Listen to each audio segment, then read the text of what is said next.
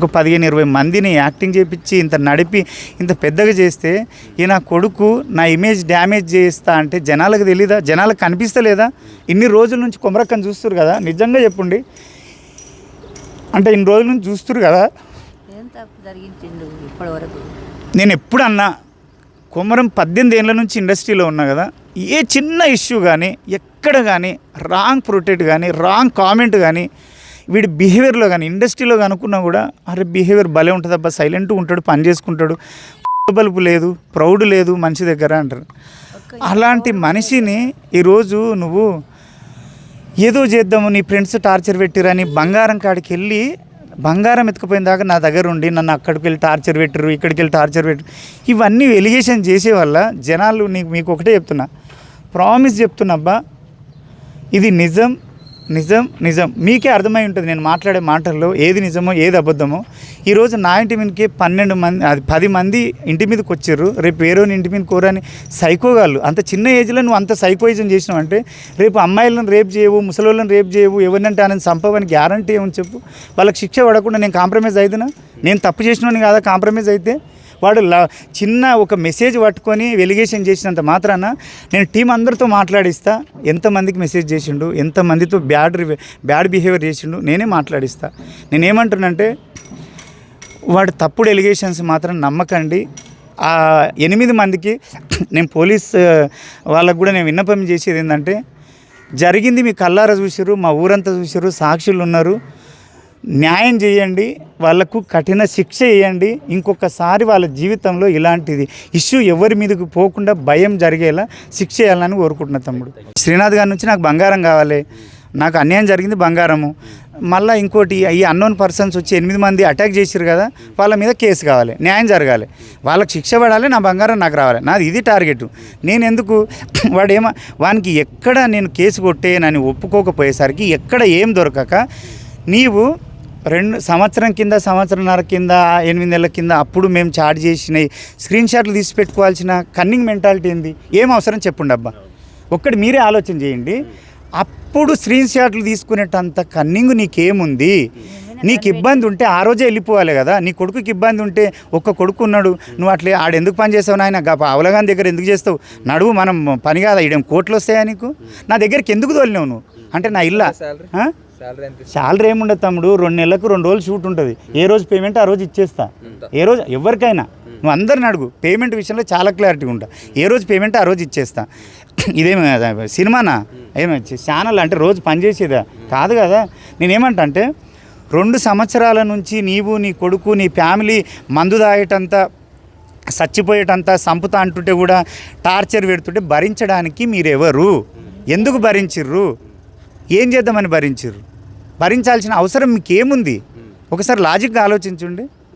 అంటే నీకు బంగారం ఇవ్వాల్సి వస్తుందని వాళ్ళని తాపి తోలిచ్చినావు, తాపి తోలిస్తే వాళ్ళు వచ్చి దొరికిపోయిర్రు, కేసు అయింది. ఈ 8 మంది తల్లిదండ్రులు పోయి వాళ్ళని టార్చర్ పెట్టేసరికి నీ వల్ల నా కొడుకు తాపి ఇది చేసినావు అనేసరికి ఏం చేయాలని నాకు అర్థం కాక కాళ్ళేలు మొక్కిండు, అన్న కేసు కొట్టేయని. కేసు కొట్టేనందుకు ఏం చేయాలని అర్థం కాక అప్పుడు స్క్రీన్ షాట్లు తీసి పెట్టుకుని ఆడు ఒక మాట అన్నాడు, ఎప్పుడన్నా ఇవి యూజ్ అవుతాయని, ఇట్లా యూజ్ అవుతాయని. అంటే నీ మైండ్లో కన్నింగ్ ఉన్నట్టే కదా. ఇప్పుడు ఎవడు స్క్రీన్ షాట్ తీసి పెట్టుకోలే, అందరు ఏమనుకున్నారు, చిన్నపిల్లగాడు కదా మనము అంటే గంత చేస్తా ఆడిడు అనుకున్నావు. నువ్వు అప్పుడే సంవత్సరం కిందనే నువ్వు స్క్రీన్ షాట్లు తీసి పెట్టుకున్నావు అంటే నువ్వు ఏదో చేద్దామనే కదా, నువ్వేదో నా తాను వేసుకొని పోదామనే కదా. అవునా కదా? లాజిక్గా ఆలోచించు. అవునా? తీసుకొని పోదామనే. సరే అయిపోయింది, ఆ కేసు పెట్టిండు కదా, అందులో ఎలిగేషన్ చేసిండు, ఇట్లా నేను భరించిన అది ఇది అని. తప్పు కదా, తప్ప కాదా? నేను ఏమంటున్నా అంటే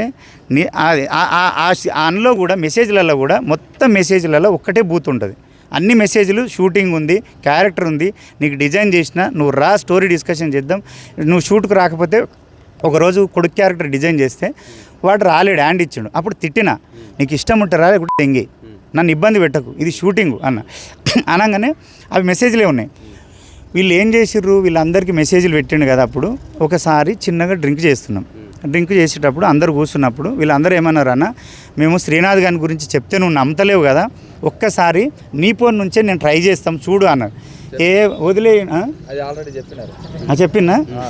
అదే నేనేమంటానంటే ఆ రోజు మేము స్క్రీన్ అది వీళ్ళు చాట్ చేసిర్రా ఆ చాట్ చేసింది ఆ రోజు వీళ్ళందరూ నవ్విర్రు, సేమ్ అనిపించింది, పిలిచి అడిగితే సేమ్ అనిపించి అప్పుడు స్క్రీన్ షాట్లు తీసుకొని పెట్టుకొని అవి ఇప్పుడు నేను ఇగో నన్ను వేధించుండ అంటే నువ్వేం చేసినావురా, నువ్వు అమ్మాయివా, నిన్ను వేధించనీకే అంటే వాడు ఏమంటాడంటే నీ ఇమేజ్ డ్యామేజ్ చేస్తా, నువ్వు లేకుంటే నా ఫ్రెండ్స్ని బయటకు తీసుకురా, నీ ఇమేజ్ డ్యామేజ్ చేస్తా. అరే ఇమేజ్ డ్యామేజ్ చేయడానికి ఏముంది, నువ్వు గుంజలాడినా, నువ్వు ఆడదాని ఉంటువా, నీకు కడుపు చేసినా, నీకు అన్నం పెట్టినా, డబ్బులు ఇచ్చినా, అవకాశం ఇచ్చినా, నిన్ను నడిపినా నువ్వు చిన్నగా సరే మొన్న కొడితే నువ్వు పోలీస్ స్టేషన్ పోవాలి కదా, కేసు పెట్టాలి కదా.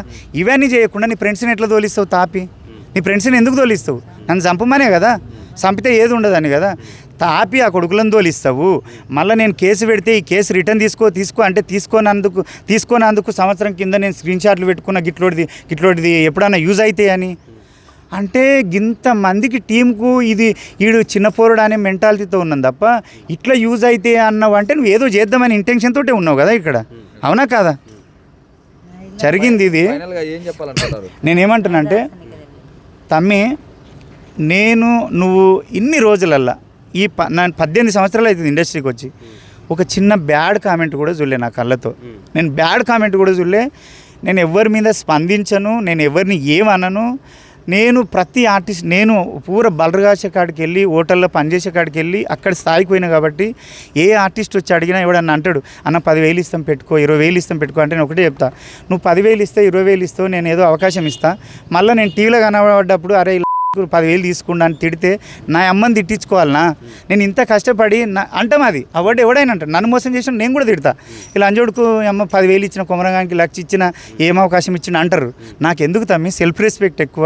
కావాలంటే అన్నం పెడతా, అవకాశం ఇస్తా, నువ్వు మంచి యాక్టింగ్ చేస్తే 10 రూపాయలు ఇస్తా, కానీ నీ రూపాయి నేను తీసుకొని తమ్మి అని ఒక్కని దగ్గర ఒక్క రూపాయి కూడా తీసుకున్నాం. అట్లాంటి పని చెయ్య.